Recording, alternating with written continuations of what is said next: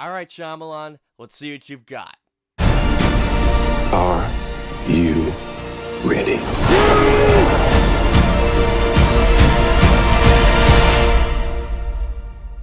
What do we call you, sir?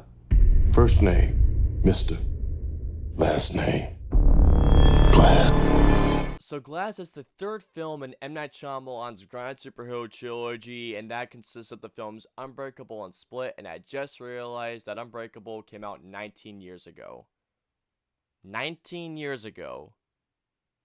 Holy crap. But anyways, Glass takes place after the events of Split, and in Glass we follow the characters of David Dunn, played by Bruce Willis, Mr. Glass, played by Samuel L. Jackson, and also Kevin Crumb, aka The Horde, aka The Beast, played by James McAvoy. So essentially, the three characters are in this facility, which is run by a character played by Sarah Paulson, as she is doing these treatments with them, while at the same time, Elijah Price and Kevin Crumb are teaming up to finally take on David Dunn. Alright guys, so let's get into Glass. Something I realized before I started filming this was that I never actually gave you guys a review of Unbreakable. I mean, of course I reviewed Split, and I thought the film was great. I'd give it a 4 out of 5. But when it came to reviewing Unbreakable, I never did, so I'll give you guys a quick review of it.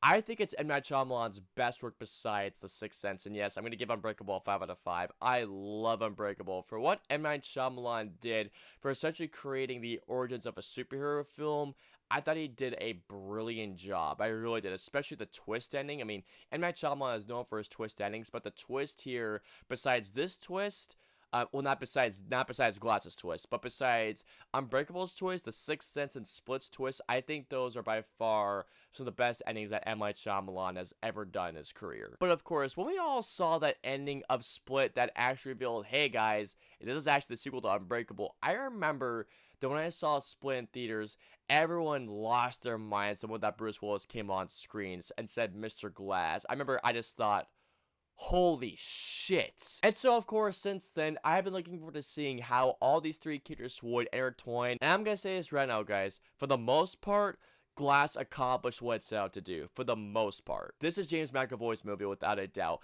James McAvoy is one of my favorite actors to date, and after seeing him not only Split, but this, it blows my mind that James McAvoy has not been nominated for an Oscar. Seriously. I already know that this guy is at range, especially seeing him in Split, but after seeing him Unbreakable, I still feel like we haven't seen the full range of James McAvoy as an actor. Seriously. James McAvoy killed in this movie. Not just with how he just switches his body, but his mannerisms, his body language, and his physicality. I mean, oh my God, James McAvoy is incredible in this. But that's not to say that James McAvoy is the only good actor, because really everyone is very good in this movie, from not just James McAvoy, but to Bruce Willis, to Anya Taylor-Joy, to which, oh, my celebrity. But no, really, Bruce Willis, Anya Taylor-Joy, Sarah Paulson. But really, when it comes to Bruce Willis, it is so good to seeing Bruce Willis actually giving a good performance in the movie. Seriously, Bruce Willis, welcome back. Anya Taylor-Joy is also very good in the movie. She's not in it too much, but for what she does do, I thought she was very good. And Sarah Paulson in this movie, despite her, I mean, I'm not gonna lie, her character really could have been played by any other actress, but for what she does, just seeing her in the room, I mean, you guys have seen the scene in the trailer where Sarah Paulson is talking to the three main leads. That scene was by far the best thing about this entire movie. I did not want that scene to end. My eyes were glued to the screen that entire time. Not to mention the film looks amazing. The same guy who was the DP for It Follows and Split returned to shoot this movie, and he brings such an awesome style to this movie. Seeing the different color palettes, especially again, and that one you're like, I just thought that's an interesting choice, but I just thought it just looked amazing. The score of this movie is so darn good. Now, I don't remember the guy who composed the score, but I'll put his name right down here. But the main theme, the main credit song especially, I want to download that song and play it constantly, because that song has not stopped playing in my head ever since I saw this film last night. But the thing I like the most about this movie, besides James McAvoy's incredible acting, was the first two acts. The first two acts of Glass, I loved. How Shyamalan sets up the three characters, how he combines the tones of Split and Unbreakable, which, by the way, That's hard to do because when you look at both films side by side, Unbreakable is not a very slow burn, but it's a slow burn of a deconstruction of the superhero genre. While Split, when you look at that film is straight up a psychological horror film that happens to be an undercurrent for a supervillain origin story. But again, it works for that film. And seeing Shyamalan combine those two tones in the first two acts, it really was great. It was good stuff. I loved how Shyamalan set up everything. And I will say this about the third act. I will say this right now. The third act had great ideas. That's all I can say about it, though. Like I mentioned before, the third act of Glass had some great ideas. I mean, again, this film was essentially setting up these three characters going head to head. And who was looking forward to this awesome brawl between these three characters of M. Night Shyamalan's third film of his grand superhero trilogy? However, everything that takes place in the third act will essentially the last 20 to 30 minutes. After that second act ends, essentially, this movie just goes.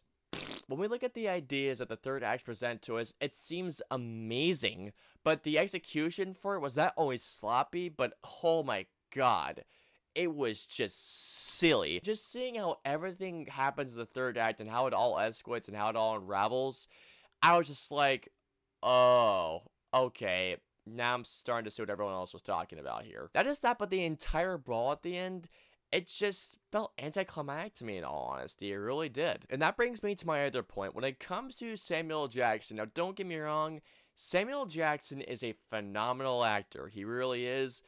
But he's given really next to nothing to do, and when he actually does something, he's just talking. It's just exposition of, oh wait, this is this, this is this, this is this, and I just thought, wait, get it, you're doing this because of this whole thing. After a certain point, I was just like, man.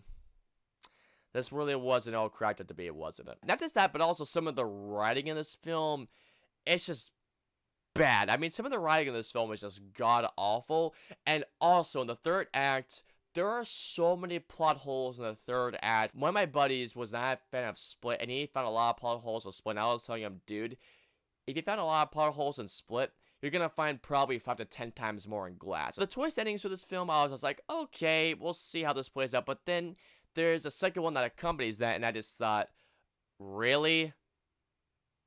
That's what the whole thing was? You gotta be kidding me. Overall, guys, if it wasn't for the third act of Glass, I would have given this a 5 out of 5. I would have loved this movie. However, what comes after the first two amazing acts just comes to this really sloppy and this really anticlimactic execution of a third act that M. Night Shyamalan has been planning for 19 years. It's insane to think that M. Night Shyamalan has been planning this ending for 19 years. I mean, really? So all in all, guys, I'm going to give Glass a 3.5 out of 5 stars. Besides the third act, I really did like this movie, guys. I really enjoyed the film. If you're a fan of Unbreakable and if you really like Split, I think you'll like this film. But really, I think this film will all come down to the ending, especially to how this movie sets up everything. But all in all, I can definitely say I like this movie. I liked it. Alright, guys, so comment out and let me know below. Are you guys looking forward to Glass? Did you guys like Split and Unbreakable? Let me know below. If you guys want to follow me on social media, I'm on Facebook, Twitter, Instagram, Twitch, and I'm also on Snapchat and Stardust. So if you guys want to follow me on all those social media platforms, all the links to the usernames are in the descriptions below. I hope you guys enjoyed my review of Glass. If so, please hit that like button, share, and subscribe to see more reviews just like this one. If you guys want to see the Guys Nice top 5 most anticipated movies of the year, please click on the left side of the screen. Or if you guys want to see my review of Replicas, please click on the right side of the screen. And of course, until the next review, I'll see you guys next time.